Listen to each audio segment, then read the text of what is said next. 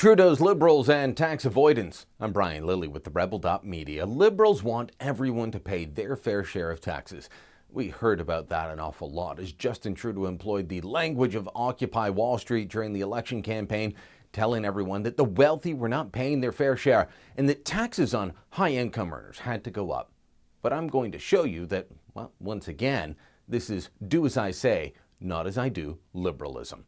See, since the release of the Panama Paper showing that people around the world have been setting up companies in Panama, making investments there, doing all kinds of things with their money to avoid paying taxes, folks on the left have been up in arms. Even though much of what's being talked about regarding the Panama Papers is fully legal, leftists have been outraged that someone could possibly do anything to lower their tax bill. Prime Minister Justin Trudeau said he'll work with other governments of the world to stop it.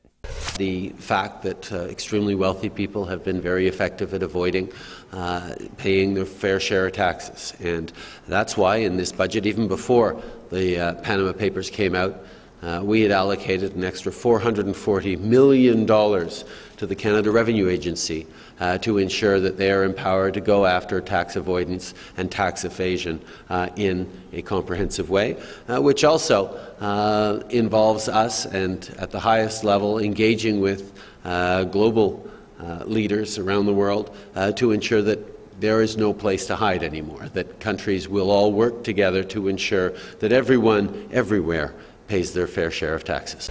Now, here's where I could discuss the fact that a good portion of the Trudeau family fortune has been held in trust funds for decades now, thus lowering the taxes paid.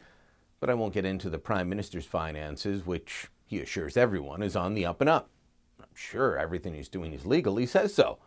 Instead, let me turn to his finance minister, the very successful finance minister, Bill Morneau, whose firm, Morneau Chappelle, has several subsidiaries that some might call tax shelters and tax havens.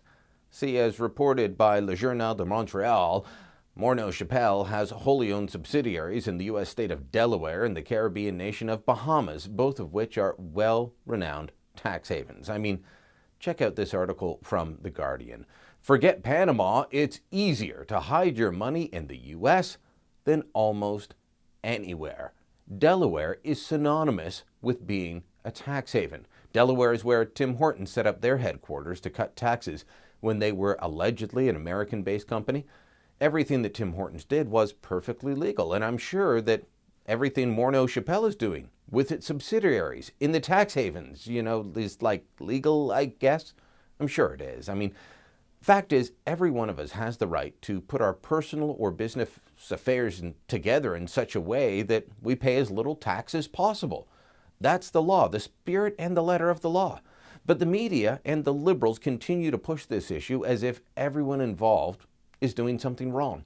On Monday, Trudeau is even going to send out his revenue minister to make an announcement about tax evasion and tax avoidance.